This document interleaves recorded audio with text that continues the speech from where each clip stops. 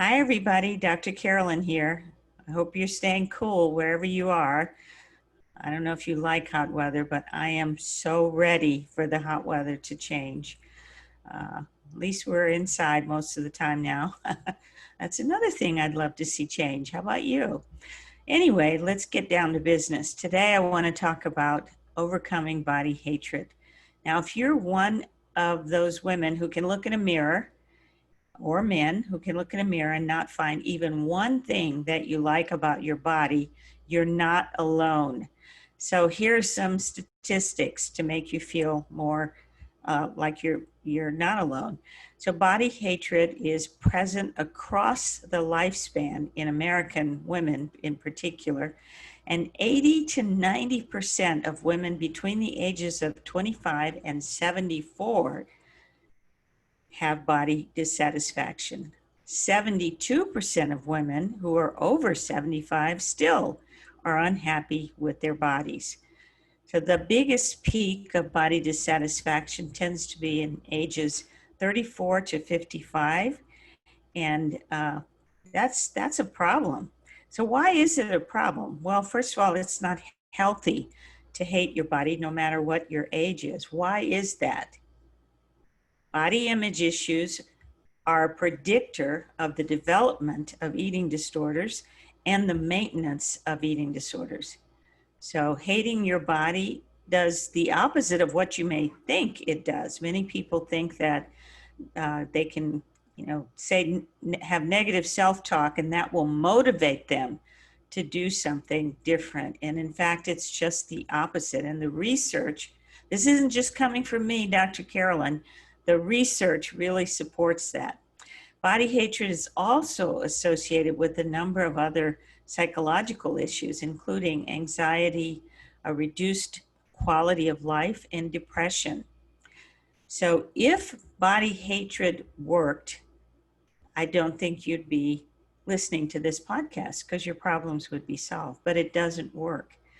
And you just can't hate yourself then, as one of my former patients said. So many people with food and body image issues do have that belief that the only thing keeping them from being fat or getting fatter is that they have to whip themselves into shape periodically, or they get mad at themselves and talk bad about themselves when they make a mistake. And I understand this is human nature. That's what we do. But the negative self-talk and the body hatred that goes along with it comes from the diet mentality. And it doesn't address in any way the underlying reasons for your food addiction, binge eating, or emotional eating. Remember that these problems of food addiction, binge eating or binge eating disorder, and emotional eating have their roots in childhood, particularly in childhood adversity, in intergenerational trauma, abuse, and neglect, as well as some genetic basis. So let's talk about that. First of all, body image is really established at a surprisingly young age, the age of 6, at which age children are aware of how they look, and they're also aware of society's bias against certain body types. So during adolescence, our body image continues to change, and for women, it tends to continue to get worse. It also changes throughout our lifespan, and particularly for women, our bodies change not only just in puberty, but as we become adult women, and then as we have children, your body may change, and then as we age, our bodies change. But also there are external factors, as I mentioned, things like trauma, cultural influences, the media, especially the media's promotion of the thin ideal, relationships. Oh, I can't tell you how many of my clients in the Anchor program actually have started to feel bad about themselves after an abusive relationship. So, and other life experiences can all have an impact on our body image. But honestly, trust me on this one, there is no amount of whipping yourself into shape that will change your genetics, resolve or heal your trauma, or erase childhood neglect or abuse. So emotional eating, binge eating, and food addiction are caused by changes in the brain related to these early life traumatic experiences or early life toxic stress. And we've talked about toxic stress in previous videos. So, we know that toxic stress and early childhood adversity change the hardwiring of the brain. This change in the hardwiring of the brain affects our ability to regulate our emotions and also causes the development of these negative core beliefs like I'm not worthy or I'm not good enough. Why? Well, children try to make sense, as all of us do, of things that happen to them. But in childhood, we always blame ourselves. So if someone is harming you, if you've been abused when you were a child, as a child, you're thinking to yourself, something must be wrong with me because my mother, my father, my Uncle Joe, whoever, my neighbor has harmed me. And then that leads to the core belief of something's wrong with me, I'm not good enough, etc. So that's how it all ties together. So just think about that for a moment and ask yourself, would something like a diet or something like getting thin fix those problems? And if you're honest with yourself, you can realize that they don't. So again, these traumatic experiences can also affect the way you see and feel about food and your response to food. So if you have had these childhood experiences, you may see food as a way of controlling or managing your emotions, or food may be a source of comfort to you, and it's something you've used for comfort since you were a child. And that makes so much sense.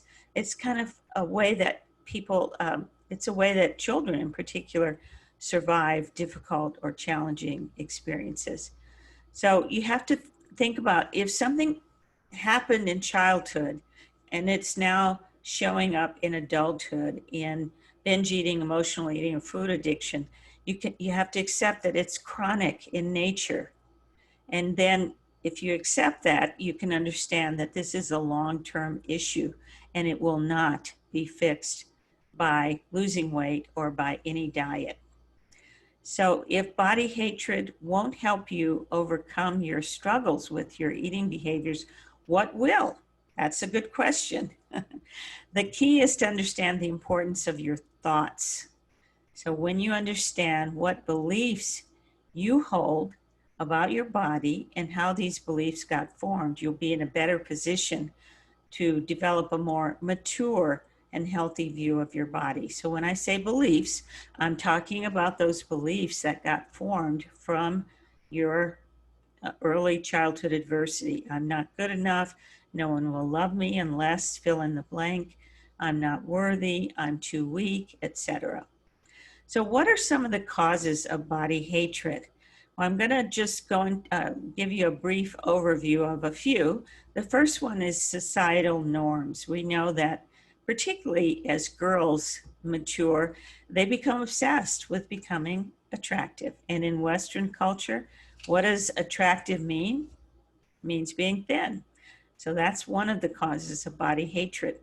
The second, so when you can't be thin, then you start that negative cycle of, negative self-talk and trying to whip your body into shape. The second cause of body hatred is lack of social support. So feeling that you are not fully accepted or loved by your family and friends makes it harder to love and accept yourself. And maybe you're one of those people who is also dealing with sexual orientation issues. Not that that's an issue, but you may feel like you're so different from your family, or they may express that they don't accept you if you're from the community, LGBTQ plus community. So that could even add more fuel to the fire of body hatred. The third is perfectionism, especially the fear of making mistakes or the fear of being judged by others. This leads to an attempt to create the perfect body based on media images or other cultural ideals. And then finally, we've mentioned traumatic experiences. So, traumatic experiences, particularly sexual assault, at any time in your life can lead to feeling powerless or worthless.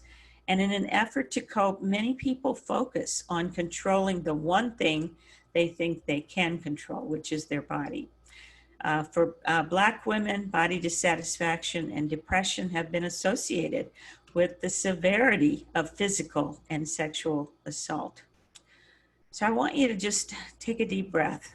We're talking about some tough subjects. And for all of the women I work with in the Anchor program, the body hatred, the body image issues are the most difficult to let go of, because I think there is that almost secret, desperate hope that at some point down the road, I can still fix my body, fix my body. So I want you just to take a deep breath and think about how much time and energy you've already put into trying to get rid of your food and body image issues. How much time and energy do you spend with that negative self-talk, with thoughts about what to eat, what not to eat, obsessing about food, obsessing about how your body looks, being afraid to go out in social activities, feeling uncomfortable, buying clothes, etc. So the only way to break this vicious cycle, because I know many of my patients spend between 50 and 75% of their time and energy on these kinds of uh, obsessive body hatred thoughts. The only way to break this cycle is through awareness. So becoming aware, listening to your thoughts. It may seem as if your experience of all the thoughts, cravings, um, body, negative self-talk about your body, um, and food uh, overcome you, and they're like on automatic pilot. Like you're on the couch watching television, and next thing you know, you look in the donut box and it's empty. You look in the box of cookies and they're all gone. So it's kind of like, oh, what happened? It just happened to me. This binge just happened to me. Oh, well, being on autopilot is part of how we cope with stress and difficult emotions, etc. And it may feel good in some ways, but the downside is when you wake up and become conscious or present again, you may be flooded with negative emotions and even more self-judgment about your behaviors. It only makes sense then that staying conscious by learning to stay in touch with your body, learning to be present with your thoughts and your emotions can help you avoid having these behaviors of binge eating, emotional eating, and food addiction, and the negative emotions that follow. It's all about where you put your attention. And I know that for many of my patients, it's hard to think about putting your attention on your body, because it seems like my body is it's not my friend. It's not done what I wanted it to do. It's not, I'm that my body is my adversary. And that you may think the same way, but it's really just the opposite. Your body is really your best friend. It's been with you through all the things that you've experienced. And despite maybe some of the things that you may have done to to affect your body, it's still kept, your heart's kept beating, your blood keeps coursing through your veins and arteries. And the important thing now is to reconnect with your body. And instead of fighting against your body, like, I mentioned, I think in this one or a previous video, the war on obesity. Well, many people have internalized that war on obesity, and they've had a war against their own bodies. So instead of fighting against your body, to be able to be aware enough to start working with your body. So I hope you have gotten some value from this. I'd like to offer you some homework if you choose to accept it. And the homework is, first of all, ask yourself how much time and energy you spend with those thoughts. Put down a number. The second question, ask yourself how your body hatred limits your life in these areas, for example. And there could be many, many more, but how does it limit your life when you go shopping for clothing? How does it limit you in friendships? How does it limit you in intimate relationships? And if you don't have one, in your desire to have an intimate relationship? How does it limit you? How does body hatred limit you in social situations? What about at work or with your children? So I want you to connect the dots between these two questions. If you're spending, say, 70% of your time, your mind, your thoughts, your psychic energy is taken up with thoughts about food in your body, and you're able to see that body hatred limits your life, you can think about it in a different way, which is how can you be present at work, fully present at work with your children, in relationships, in friendships, etc. How can you be fully present with people when your mind is constantly worrying about what's happening below the neck or what you look like below the neck? So just think about that and see if you can gain any insights about that. And finally, I just want to remind you that if this information is helpful and you're tired of hating your body, of being at war with your body, of battling against your body, and you're ready to make peace with your body, just look at the show notes and set up a free consult to talk about how that there's another way of approaching this. So I'm signing off. This is Dr. Carolyn, and I'll see you next time. Thank you.